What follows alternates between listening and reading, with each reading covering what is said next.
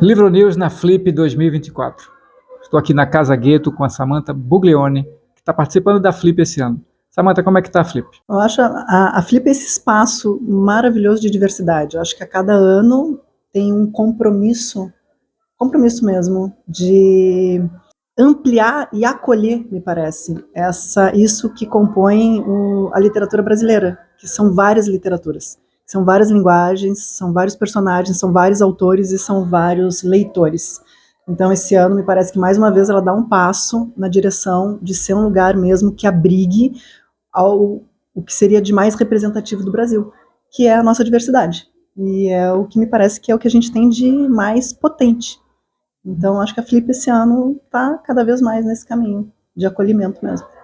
Dentro dessa diversidade, nós temos o seu livro, pela editora Nauta. Fala um pouquinho dele. Temos. Então, o Diário da Menina Vestida de Blue, né? Ele é uma história em primeira pessoa, em que o tema do abuso aparece, em que a personagem ela vai trazer um questionamento que é um questionamento comum, sobre a possibilidade da gente escrever a nossa própria biografia, a nossa própria história, a partir dos eventos que acontecem conosco. Então, ela tem uma experiência na infância que, de certa forma, condiciona a forma como ela lida nas suas relações. E ela se torna uma caçadora, que é caçar pessoas, as experiências com as pessoas, de forma que algo que o outro tem possa lhe preencher esse vazio original. E a pergunta do livro basicamente é essa: a gente consegue escrever, eu não digo reescrever, eu digo escrever mesmo, a nossa própria história, de uma forma original, e como que isso acontece, quais são os eventos que, em certa medida, nos provocam essa possibilidade. Só que, bom, é aquilo, como uma boa experiência de caçada, ninguém sai ileso. Uma hora a gente também se arranha no processo, ou encontra, digamos, uma presa que possa ser mais eficiente do que a técnica da caçadora. Então a história brinca um pouco com isso. E é um diário dela, então ela relata isso, ela conta essa história. E como é que tem sido a reação dos leitores, as respostas dos leitores a essa experiência?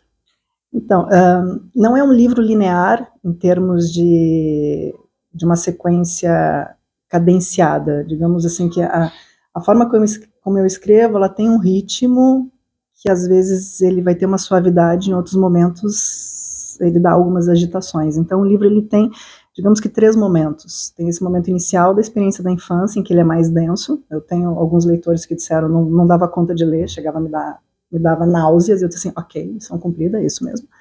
Tem um outro momento em que ele se estende, em que eu absorvo um pouco as experiências da pandemia e desses relacionamentos afetivos online, então eu tento trazer essa experiência no livro. Então ele vai ter uma parte no livro que é bem aqueles diálogos que a gente conhece hoje, né, diretos, objetivos, em que as pessoas se relacionam afetivamente nesses termos, e tem a parte final do livro, em que, de certa forma, isso que está numa certa virtualidade se concretiza e temos alguns encontros. E o que as pessoas trazem é isso: o livro ele faz essa provocação de ritmo, e em alguns momentos ele vai ter espaços que são propositais, para que o leitor traga a sua experiência e componha junto a história. Então eu não conto tudo. Né? Por exemplo, a personagem principal, ela não tem nome, nenhum dos personagens tem nome. E isso é proposital. Então, por quê? Porque eu quero deixar essa sensação de alguns vazios, que é disso que se trata. Né? Se o livro trata dos vazios, isso é um pouco que eu queria provocar em termos de sensação na estruturação do texto. E para mim, uma das coisas mais gostosas desse texto, isso não é um spoiler, isso é uma coisa que não é muito contada, mas eu vou contar aqui.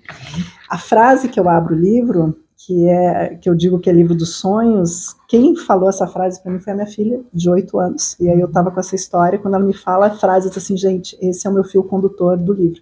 Ela brincando comigo, ela tinha 8 anos na época, ela disse assim, mãe, séria, né? Ela chega para mim, eu fui caçar. E agora eu vou caçar a pessoa que me caçou, que é o nada. E o nada saiu pelo buraco. Juro, gente, 8 anos de idade. Eu olhei para ela com aquele ar assim que mãe geralmente tem diante de algo impensável. Então, assim, eu vou caçar e vou caçar aquilo que me caçou, que era o nada. E o nada saiu pelo buraco. Então, em resumo, dá para dizer que essa é digamos, a pegada do livro. O que é isso que a gente caça, afinal? O que é isso que nos compõe, de certa forma? O que é isso que a gente diz que nos falta? E é claro, né, eu vou trazer a experiência da psicanálise como digamos, um pano de fundo de como eu vou estar compondo a história. Fala um pouquinho para a gente agora da tua agenda até o final do ano e no começo do ano que vem, que tem umas coisas boas aí vindo, né? Isso. Acho que tem a parte mais legal do que eu estou trabalhando hoje são as parcerias com a literatura dos países de língua portuguesa. Então, eu, nos últimos 2 anos, um empenho em me aproximar cada vez mais da arte como um todo dos países de língua portuguesa. O ano que vem nós temos 50 anos das independências de Angola, Moçambique, Cabo Verde, e o Brasil, infelizmente, ainda parece que tem um distanciamento disso que nos constitui como identidade. O que é a brasilidade, né? O que é a nossa identidade, se não essa triangulação dos povos originários brasileiros, desses europeus que chegaram e dos africanos que chegaram. Então não dá para falar de Brasil, não dá para falar de arte brasileira sem isso.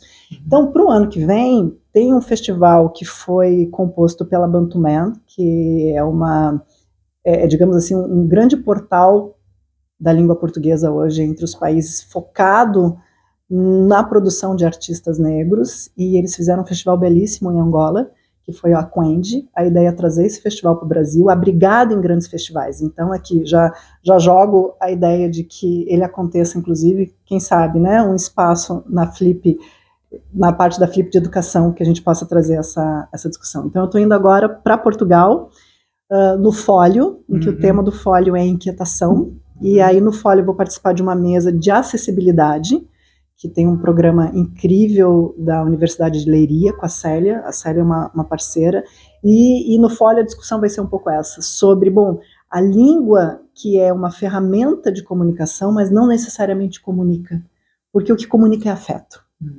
Então, o que comunica são essas relações de possibilidade de comer junto, de sentir coisas junto. Então, de novo, né, isso só para linkar com a questão da língua portuguesa, o quanto que a gente vai conseguir compreender essa literatura brasileira, a arte brasileira, a partir desses afetos, e ampliar esse nosso campo de sensações.